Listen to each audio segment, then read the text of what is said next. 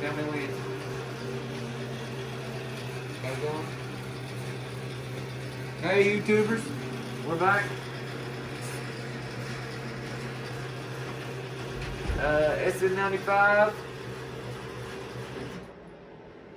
front clip job complete. As you can see, we did part 1, part 2 explaining how we were going to do the job.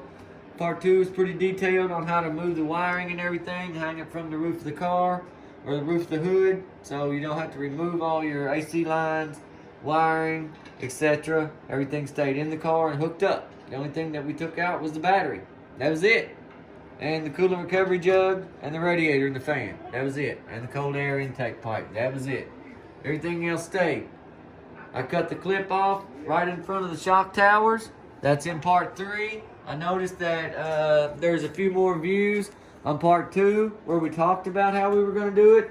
Part 3, there's not as many views. If you want to see how we actually cut the car, look at part 3. That shows how we cut it right here. See these titanium bolts?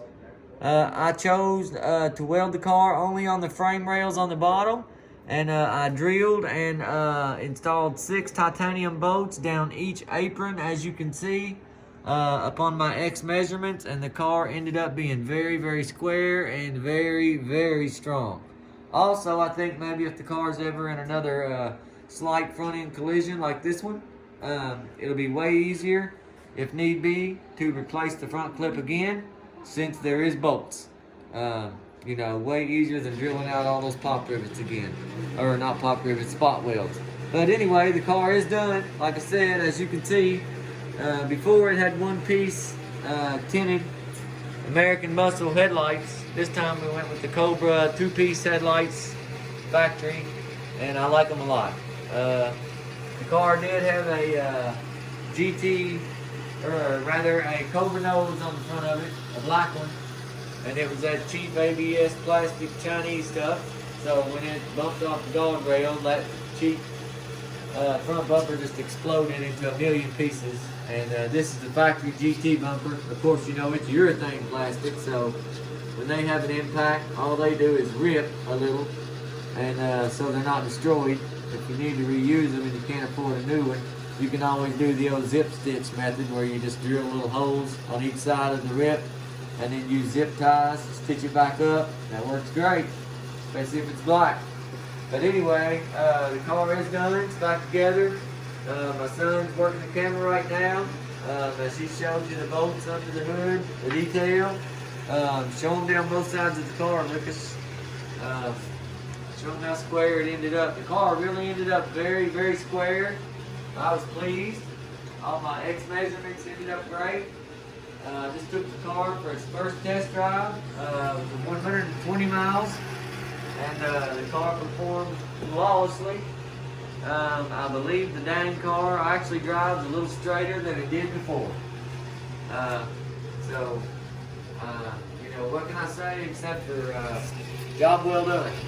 But, you know, if you run into a guardrail or you bump into another car and you mess up your subframe on the front of your car, even beyond the radiator support, if you bend the rails behind the radiator support, you know, like under the battery, under the fuse box, if you think your car's ruined, your car's not ruined. You know, if it's yours and you own it, cut a clip off another car at a salvage yard, cut them dead even in front of the shock towers, okay? And cut yours off dead even in front of the shock towers. Actually leave about 2 inches on your car in front of the shock towers. Leave 2 inches of metal. Let the car, the donor car, cut them off dead even with the shock towers. That way you got 2 inches of steel to work with to overlap, okay? It's always better to have more steel than not enough. Anyway, do that. Watch my first 3 videos. It'll tell you how to do it. And then you don't have to total your car.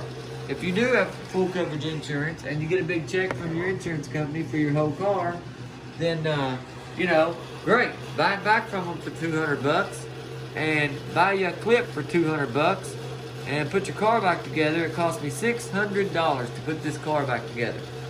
That was for one new fender, new headlights, new header panel, and a few other new odds and ends. Nothing much at all. A little bit of paint, just some stuff. It broke one wheel in the crash, So I had 9-inch bullet wheels all the way around, polished aluminum, and I decided to go with some American Muscle 10.5-inch deep dish black bullets in the rear.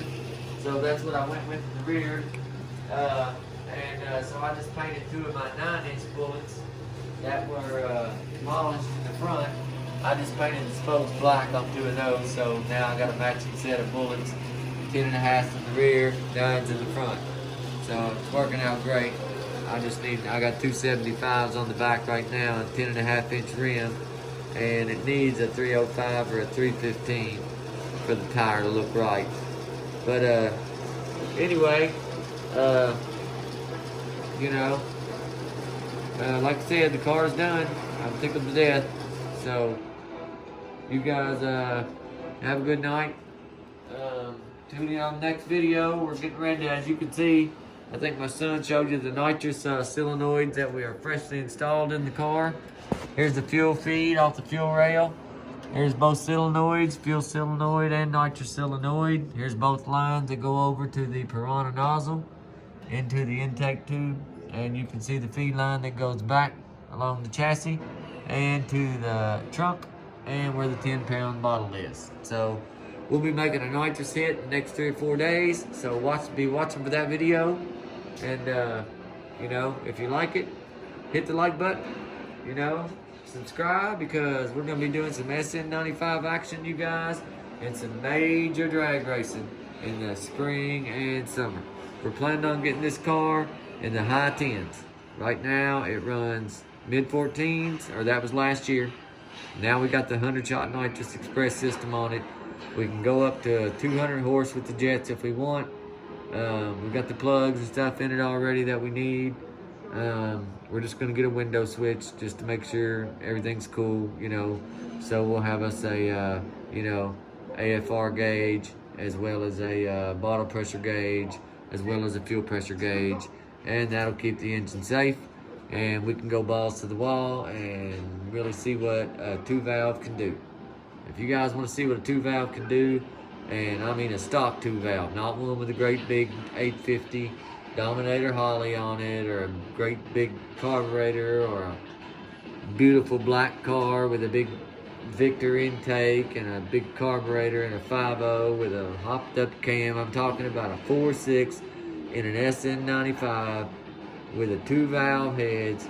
Now this car is an NPI motor, and right now it has the NPI heads and the NPI intake even. Now, and the regular stock manifolds. No converters, dual exhaust all the way out the back, 2.5, and we got this car in the mid 14s with no nitrous and a 327 gear. So let me tell you what, this spring when it comes out, we're gonna have the PI heads on it, the PI intake, long tube polished stainless steel headers, which we already have all 3 of these items in the garage right now. They will be on the car. According to Richard Holdner and his dyno test, we'll be making 407 horsepower at the crank with that combination, and that's before we hit the button. So, like I said, we hit the button, it should be around 507, surely with a 373 axle, and I'm considering a 411 ring pinion. I mean, I'm thinking since the car's a 4R70W automatic, the way they say, if you're gonna make the truly big power, you gotta go automatic, guys. Hey, I love to roll gears just like the next guy, but I'm 52 years old. The last 11 cars I've had have been 5 speeds. I chose automatic on this one. This car's got a manual valve body in it, and you have to shift it, so it's just like driving a stick shift, but without the burden of a clutch. And let me tell you what, guys, when you smack 2nd and 3rd gear in this car, it jumps 6 inches sideways. Awesome, every time.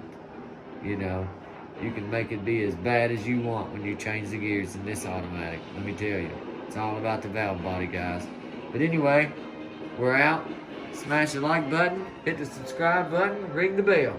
See you guys when we're rolling on the nitrous.